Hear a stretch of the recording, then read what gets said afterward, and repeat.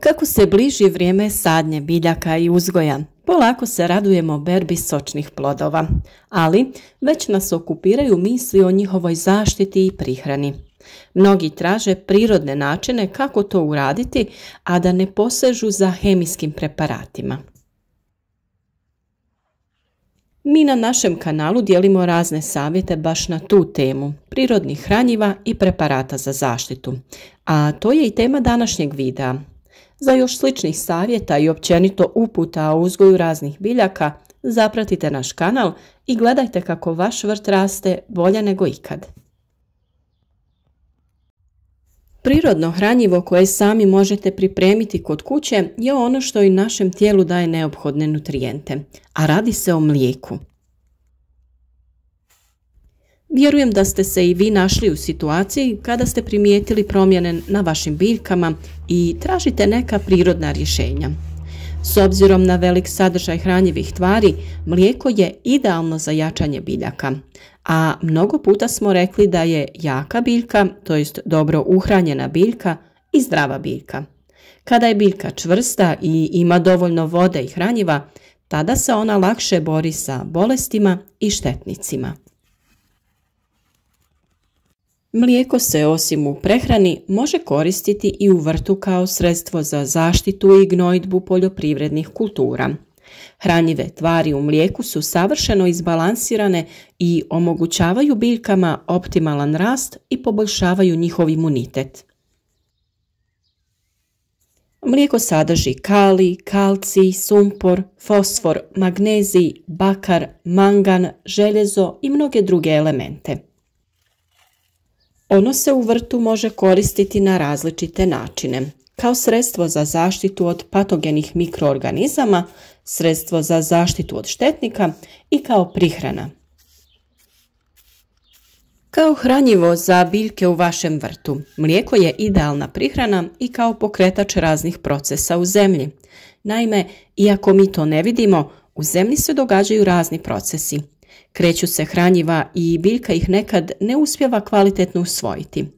Mlijeko ne samo da za biljku sadrži prijeko potrebne nutrijente, nego i potpomaže proces usvajanja ostalog hranjiva prisutnog u tlu.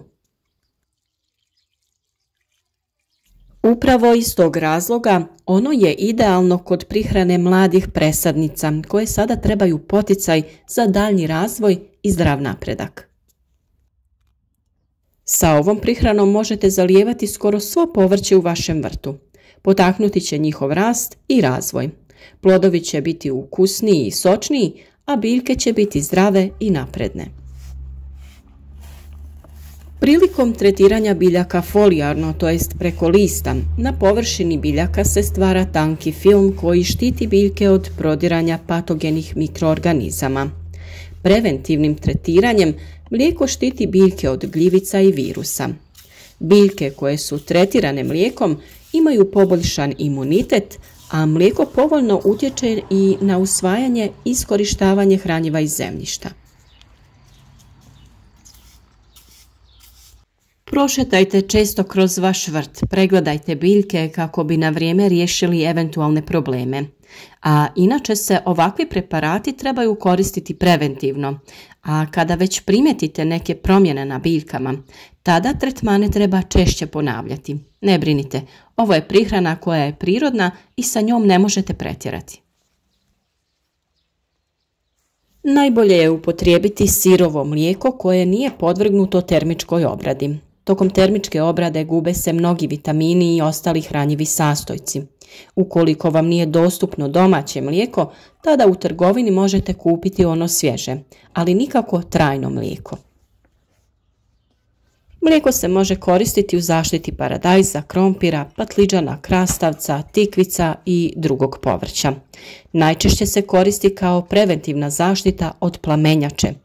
Omjer u tom slučaju je 1:10, 1 dio mlijeka i 10 dijelova vode. U čistom obliku mlijeko se ne bi trebalo koristiti.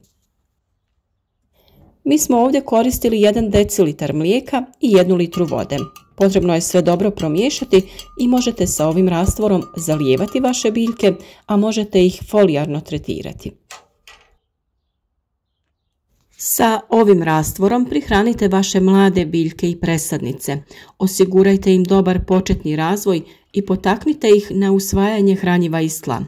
One će samim tim biti otpornije na bolesti i štetnike.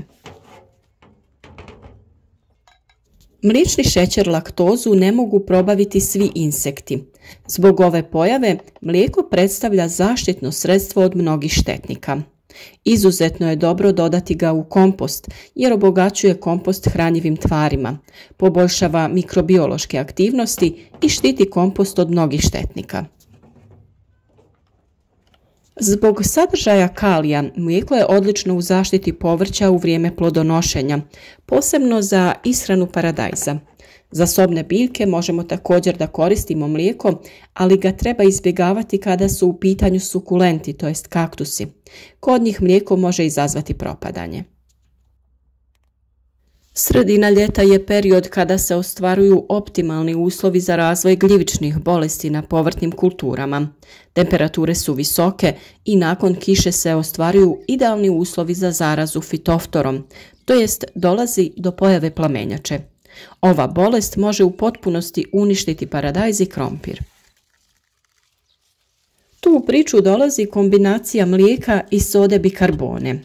Ovaj pripravak se priprema od 1 litre mlijeka, 1 supene kašike sode bikarbone i 10 litara vode, te se koristi preventivno za tretiranje povrća kako bi se spriječila pojava plamenjače i pepelnice.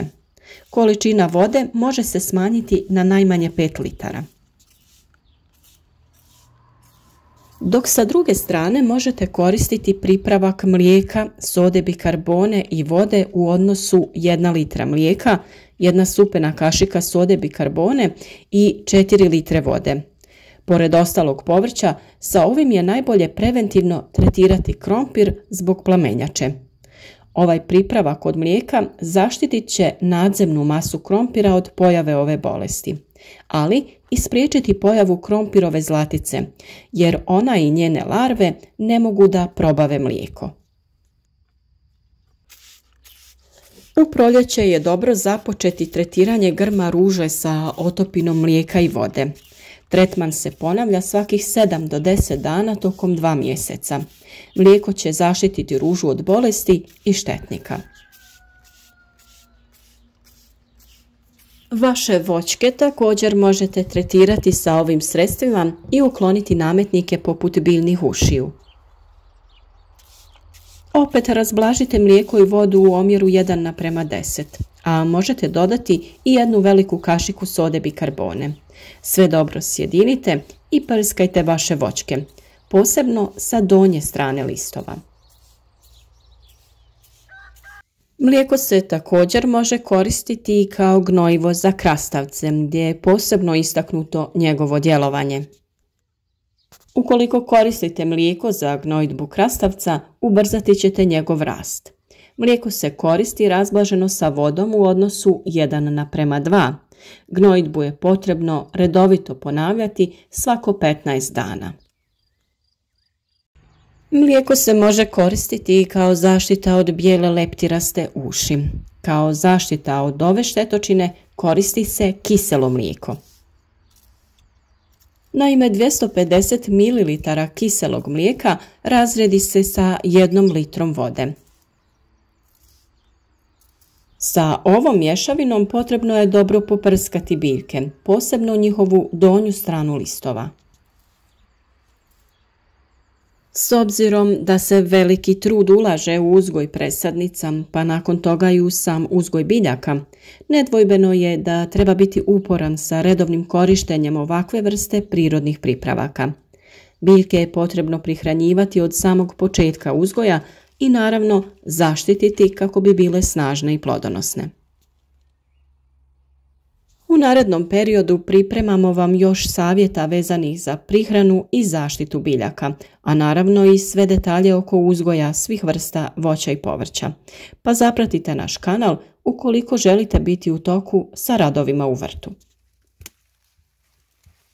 Podržite naš rad, ostavite like ili podijelite video na vašim društvenim mrežama kako bi i drugi imali korist od naših savjeta.